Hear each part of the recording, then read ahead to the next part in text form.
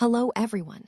Today I'm excited to share this beautiful hand embroidery design made with colorful satin ribbons and thread.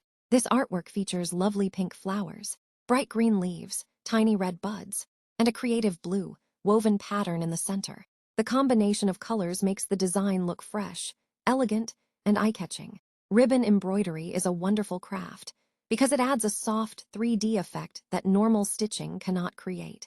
Each flower petal is carefully shaped with ribbon, giving it a natural and realistic look. The small details, like the branches and buds, make the design even more attractive.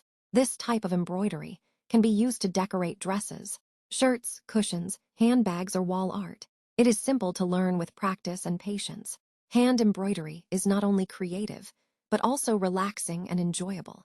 I hope this design inspires you to try ribbon embroidery and create something beautiful with your own hands. Thank you.